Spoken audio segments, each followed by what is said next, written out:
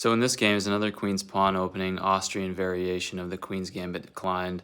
In this case, though, my opponent does take on my c-file, and it's a little bit different structure than the last game with the Queen coming to d6 and the Bishop on c5.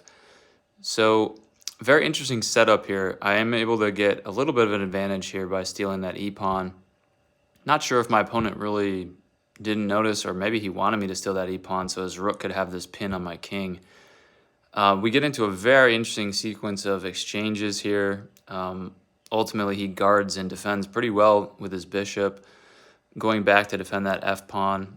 And I could have retreated my knight here. That was the right move, was to retreat my knight back to f6. But I just thought it would be interesting to go after and see if we could do an exchange here. So I went for it, and it didn't quite work out the way that I maybe thought it could work out. He blocks my queen's attack there with his rook. I'm fighting there for a passed pawn, but that knight's defending the check square on h2, and ultimately he just takes my knight, and then he gets my pawn also out of this because I have to retreat my queen. So there was really not much I could do to save that pawn, but I get his central pawn here with my queen. And take a look at this. I mean, black is, after a failed attack on the king side, black is, I am very far behind. I'm behind by a whole rook and a knight. And yeah, I'm definitely behind a rook and a knight. So only having one rook left to coordinate an attack with my queen, and then maybe this pawn that I could use as a attack on that knight as a pin. The king is pinned right now. I mean, the knight is pinned to the king. So that was my thought. Let me take the central pawn. He attacks my base pawn chain.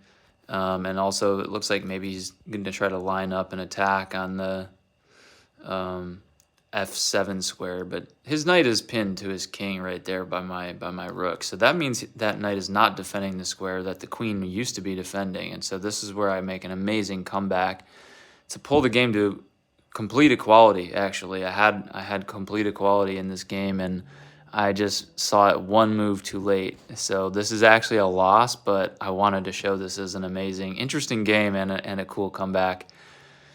I was able to fork both of his rooks here, and he defends with one, but then I grab the other one, and then I'm able to attack his a pawn. He attacks my e pawn and takes that out, and in this right here, in this case, I do have an equalizing capture on his knight with my rook, believe it or not, even though his queen and his rook are both able to access the 8th rank. Leaving the 8th rank with my rook was defendable by taking his knight. Actually, it is defendable. So it's really funny that he could just not take back with his pawn. If he takes, and we're going to go through the scenarios here, but this queen has access to a diagonal that's covered by my queen, so the queen can't check me on the diagonal. That's the key.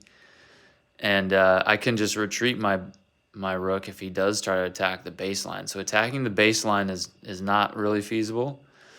Attacking the 8th rank is not feasible because I'll just retreat my rook that I just used to capture the knight, and I'll bring it back for free. So essentially, let's look at each case here with what might happen using the engine. Okay, if I took the knight, it leads to like 3 different possibilities. He could capture the rook, he could attack the 7th rank with his rook, or he can move the king, or he could even capture my rook with his queen. But you'll see why that queen move is not the most advantageous. Basically, attacking the 7th rank can lead to a sufficient defense by black. We can equally just simplify down to queens and 2 pawns. And so we have a draw game, as a 0 score indicates on the top left. If we look at the other scenario, taking that knight with my rook, if he captures, well, if he moves out of the way, if he goes for a check, okay, I just block his check. He can't get on that diagonal because my queen is still there, so he can't push my king away from my rook, and then I can just defend my rook with my queen, and I can get some checks in here too. So it is defendable, actually, to take that knight for free. And, you know, it was a hard move to see, but the thing was, is I did see it. I just saw it after I had already checked in with my queen into the corner on a1. And if I had seen it one move sooner, like, I'll show you what happened. Okay, let's look at the last case here.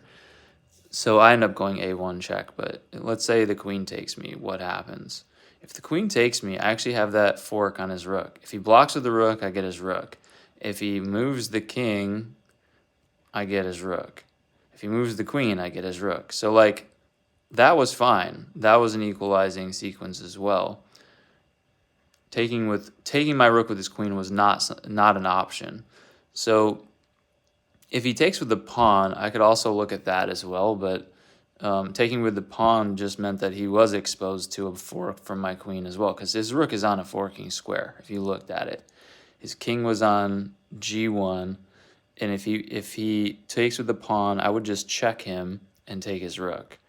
And that's also what I was seeing on this next move when I did. So, like, this, every single possible scenario that we could have had for that knight capture was fine for black. But when I moved to a1 first, now it changes the whole game because my queen no longer defends that diagonal. He can go down. I blocked him. That was fine, but I missed this queen jumping to the diagonal to push my king into the corner.